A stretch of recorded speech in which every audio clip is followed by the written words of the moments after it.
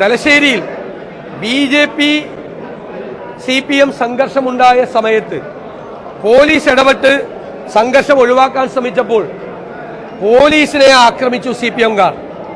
മാത്രമല്ല ഇന്ന് FIRൽ എഴുതി വെച്ചിരിക്കുന്നത് ഞങ്ങളോട് കളിച്ചാൽ തലശ്ശേരി പോലീസ് സ്റ്റേഷനിൽ ഇനി ഒരുത്തരും കാണില്ല എന്ന് പറഞ്ഞ് ഉദ്യോഗസ്ഥരെ ക്രൂരമായി നിലത്തിട്ട് ചവിട്ടിക്കൂട്ടി പോലീസുകാരെ, CPM ക്രിമിനലുകൾ.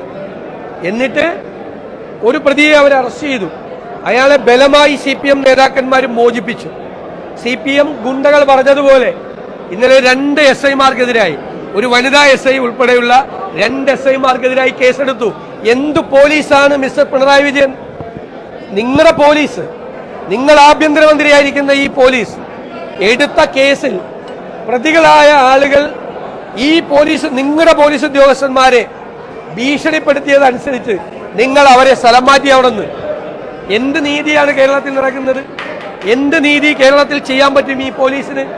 പോലീസിന്റെ മുഴുവൻ ആത്മവീര്യവും തകർക്കുന്ന സംഭവമാണ് തലശ്ശേരിയിൽ ഉണ്ടായത്. ക്രൂരമായിട്ടാണ് പോലീസിനോട് പെരുമാറിയത്. പോലീസിനേക്കാൾ വലുതാണ് CPM എന്നുള്ള മെസ്സേജാണ് കൊടുത്തത്. എന്തിനാണ് അമ്പലത്തിൽ ഉത്സവം നടക്കുമ്പോൾ അവിടെ പോയി ഇൻകുലാബ് സിന്ദാബാദ് വിളിക്കുന്നത്? ഇപ്പൊ അമ്പലത്തിൽ ഉത്സവം നടക്കുമ്പോൾ അവിടെ പരിപാടിയിൽ കയറി പുഷ്പനെ അറിയാമോ എന്നുള്ള പാട്ട് പാടുക. അതിന്റെ വീഡിയോകൾ ഇപ്പൊ പ്രചരിക്കുകയാണ്. അമ്പലത്തിൽ ഉത്സവം നടക്കുമ്പോൾ അവിടെ പോയിട്ടാണോ ഇൻകുലാബ് സിന്ദാബാദ് വിളിക്കുന്നത്? അവിടെ അക്രമം ഉണ്ടാകുമ്പോൾ പോലീസിലെ അക്രമം ഇല്ലാതാക്കേണ്ടത്. അവര് അറസ്റ്റ് ചെയ്തുകൊണ്ട് പോയ നേരത്തെ ഒരു പോലീസുകാരനെ ആക്രമിച്ച കേസിലെ പിടികിട്ടാപ്പുള്ളിയാണ് വീണ്ടും ഈ ആക്രമണത്തിലുള്ളത്. അയാളെ പിടിച്ച് പോലീസ് അറസ്റ്റ് ചെയ്ത് വണ്ടിയിൽ കയറ്റിയപ്പോഴാണ് CPM നേതാക്കൾ ഇറങ്ങി വന്ന് മോചിപ്പിച്ചത്. സംസ്ഥാനത്തിന്റെ ഉടനീളം നടക്കുന്നു. SFI നേതാക്കൾ CPM പോലീസിനെ ആക്രമിക്കുന്നു. പോലീസ് പിടിച്ചുകൊണ്ടുപോയ ആളുകളെ പിടിച്ചുകൊണ്ടുപോകുന്നു, തിരിച്ചു പിടിച്ചുകൊണ്ടുപോകുന്നു. കേരളത്തിൽ പോലീസിന്റെ ആത്മവീര്യത്തെ മുഴുവൻ തകർത്ത പാർട്ടിയാണ് പോലീസിനേക്കാൾ വലുത്. പാർട്ടിയിലെ ക്രിമിനലുകളാണ് പിണറായി വിജയന് വലുത് എന്നുകൂടിയാണ് തെളിയിച്ചിരിക്കുന്നത്.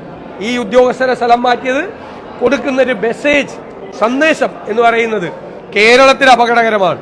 ഞങ്ങൾ ശക്തിയായി അതിനെതിരായി പോരാടും.